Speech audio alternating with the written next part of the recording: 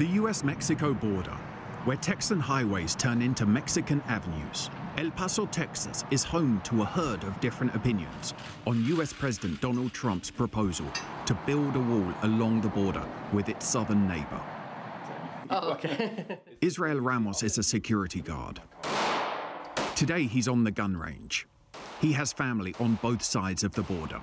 I understand they're trying to come over for a better life, but I mean, in a way, why can't they do it the proper way? He worries about the financial burden non-U.S. citizens put on public services. In my eyes, I see that we shouldn't just have a wall, we should just enforce it more.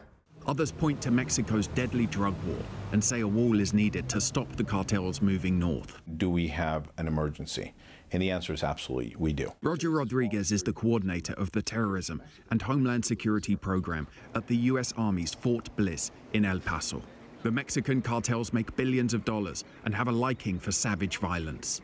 They have become a national security threat, and Rodriguez believes only stoppable by a wall. Now what we've seen is that there really is no difference between a terrorist organization and a cartel.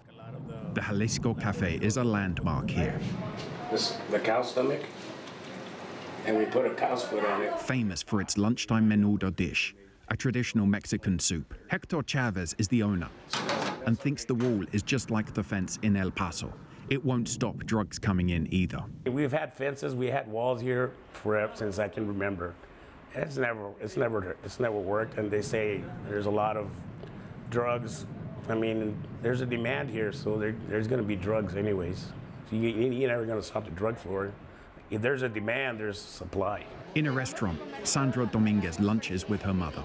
I do not approve of the wall. She believes the U.S. should welcome immigrants. The humanity of it, as myself as a human being, as a child of an immigrant. Rancher Ed Orr believes the wall is needed. Here comes a Border Patrol helicopter.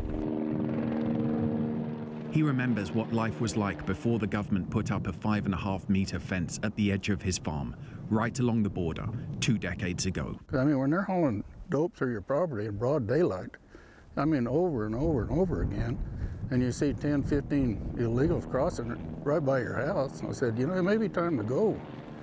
And then when they put the fence up, put an end to all that.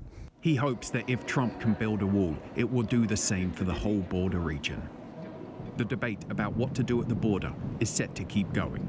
Toby, Muse, CGTN, El Paso, Texas.